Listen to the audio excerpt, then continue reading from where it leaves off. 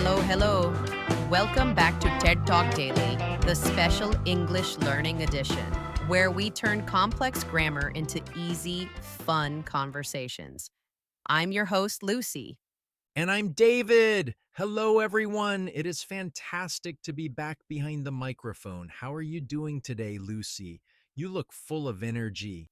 Oh, I am David. I had 2 cups of coffee this morning, so I am ready to conquer the world. Or at least, I am ready to conquer today's topic. How about you? 2 cups? Wow. I'm just sticking to my tea. I'm feeling relaxed, but I am also very excited because today we are talking about something we all think about. We aren't talking about the past, are we? No, no. The past is history, David. Today we are looking forward. We are talking about the future. Ooh, the future! Cue the sci-fi music. Beep, boop, beep. You know, Lucy, students often tell me, David, I get confused. When do I say I will? When do I say I am going to?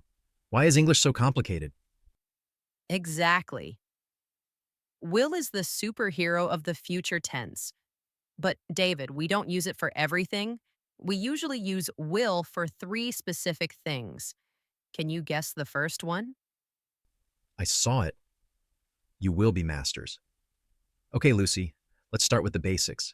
The most famous word for the future, will, W-I-L-L. We use will for instant decisions. Imagine you are in a restaurant. The waiter comes to your table. You haven't planned your meal.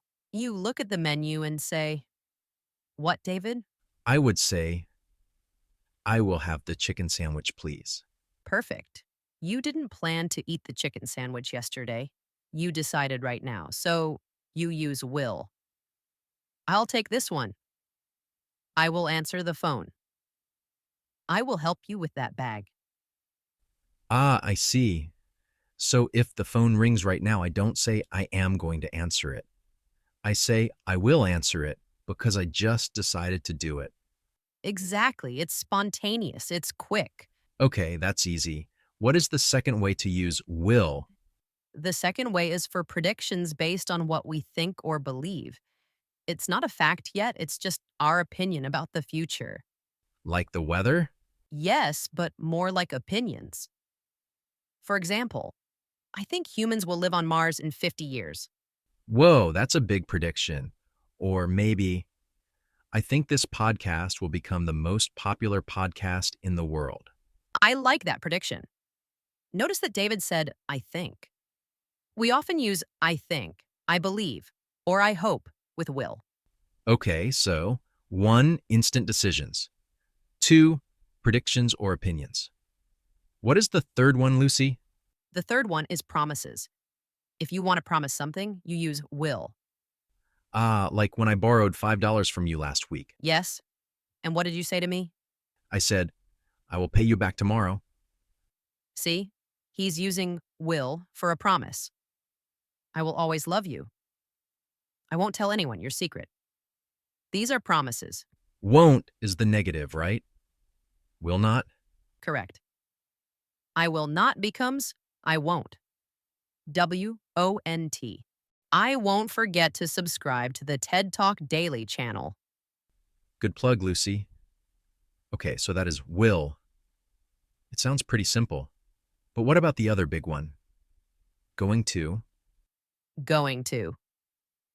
This is the one that confuses people because it sounds similar to will, but the meaning is slightly different. David, what are you doing this weekend? This weekend? Well, on Saturday morning, I'm going to play tennis with my brother. We booked the court yesterday. Aha! Stop right there. Did you hear that, listeners? David said, "I am going to play tennis." Why didn't he say, "I will play tennis"? Because it is a plan. It is already decided. I didn't decide right now. I decided yesterday. I called the tennis club. It is organized. Exactly. We use going to for plans and intentions, things you have already thought about. If you bought a plane ticket to Paris, you don't say, "I will fly to Paris." You say, I am going to fly to Paris because I have the ticket. It's happening. yes. It makes you sound more sure, more prepared. Will is a bit dreamy or spontaneous. Going to is concrete. It's a plan. So let me try an example. If I look in the fridge and see there is no milk, and I say, oh, no milk, I will go buy some. That is a decision made right now. But if I put buy milk on my list in the morning and later my wife asks, what are you doing? I say, I am going to buy milk. You deserve a gold star, David. That is the perfect explanation. Will equals just decided. Going to equals planned before. I feel smarter already. But Lucy, there is another way we use going to, right? Something about what we can see. Yes, you are on fire today. We use going to for predictions based on evidence. Evidence, like a detective. Kind of. Imagine you look at the sky. The sky is very dark. There are big black clouds. You can see the thunder. Okay, I see the clouds. Do you say, I think it will rain? You could, but it's better to say it is going to rain because you can see the evidence right now. Ah, so if I see a man walking while looking at his phone and there is a banana peel on the floor in front of him, Yes, because you can see it happening. It's not a guess, it's practically a fact based on what you see. I can say, he is going to slip. Poor guy. He is going to have a bad day. Indeed. So, to recap, going to 1. Planned activities. 2. Predictions based on evidence. Got it. But Lucy, life isn't always black and white. Sometimes we aren't sure. Sometimes I don't know if I will play tennis or if I will stay in bed. What do I use then? That is a great question. When we are not 100% sure, we have two beautiful friends, might and may. Might and may, they sound very polite. They express possibility, like 50% chance. I might go to the cinema tonight. It means maybe I will, maybe I won't.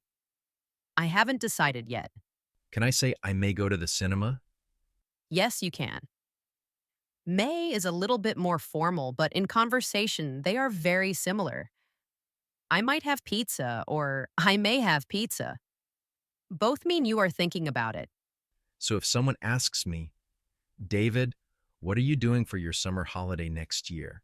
And I have no money and no plans, What would you say? I would say, I don't know. I might just stay home and sleep, or I might go camping nearby. Perfect. It shows uncertainty. Never use will if you are not sure. Don't say, I will go to Japan if you have no money and no ticket. Say, I might go to Japan someday. It's a dream, a possibility. I like that. It takes the pressure off. I might go to the gym tomorrow, but I might eat a donut instead. Knowing you, David, you are going to eat the donut. That is a prediction based on evidence. Hey, that's not fair, but it is probably true. Okay, we've covered the big three will, going to, and might. But, David, I want to talk about something slightly more advanced just for a second. Oh, challenge time. Hit me. Sometimes native speakers use the present continuous to talk about the future. Wait, present continuous? Like, I am eating? That's for right now. Usually, yes. But if we add a future time word, it becomes a fixed plan. A very, very sure plan. For example, I am meeting my boss at 10 a.m. tomorrow. I am meeting. That sounds like you are doing it now, but you added tomorrow. Exactly. I am flying to New York next Friday. It's stronger than going to. It means everything is arranged. The flights are booked. The hotel is booked. It is happening. I see. So, I will meet him equal just decided. I am going to meet him equals it's my plan. I am meeting him at 10 equals it is a fixed appointment. Precisely. It's very common for appointments, dates, and travel. What are you doing tonight? I am having dinner with Sarah. English is cool. It gives you so many ways to express exactly how sure you are. It really is. It's all about nuance. Okay, Lucy, I think our listeners have a lot of grammar rules in their heads now. Should we see how this works in real life? I think that is a fantastic idea. Actually, David, this reminds me of a story. A real story about my friend. Let's call him Steve. Oh, I love story time. What happened to Steve? Did he use the wrong future tense? Not exactly, but it's a story about plans versus reality. So, this is a real life story for our listeners to practice listening comprehension. I am all ears. Tell us about Steve. So, last year, Steve was extremely motivated. It was December 31st, New Year's Eve, and Steve stood up at a party and made a very loud announcement. Oh no. Public announcements are dangerous. He shouted, "Next year, I will run a marathon. I promise." He used will, a promise. Yes, he was so confident. He said, "I am going to train every single morning at 5 a.m." That is a very specific plan.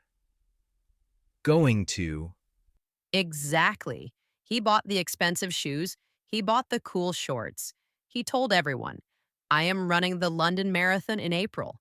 He used the present continuous because he registered and paid the fee. It was fixed. so what happened? Did he win? Well, January 1st came. He woke up at 5 a.m. He went for a run. He did great. January 2nd came. He went for a run. January 3rd, it was raining. Ah, the evidence. Steve looked at the window and said, "It looks like it is going to storm. I might skip today. I will run double tomorrow." Might skip. Will run tomorrow. The procrastination begins. Exactly. Then tomorrow became next week, and next week became next month. By February, his expensive shoes were just gathering dust. Oh, poor Steve. One day I saw him eating a burger. I asked, "Steve, what about the marathon?" And? He looked at me and said, "Lucy, plans change. I am not going to run a marathon, but," But what? he said, "I'm going to finish this burger. And next year, I might try yoga." Classic Steve. From a marathon to a burger. But there is a lesson here. Even though Steve failed, his grammar was perfect. First, he made a promise, "I will run." Then he made a plan, "I'm going to train." Then he became unsure, "I might skip." And finally, he changed his plan, "I am going to eat this burger." That is actually a great example. Our future plans change all the time. The important thing is knowing how to explain those changes. Exactly. Life is unpredictable. We can say, "I will," or "I am going to."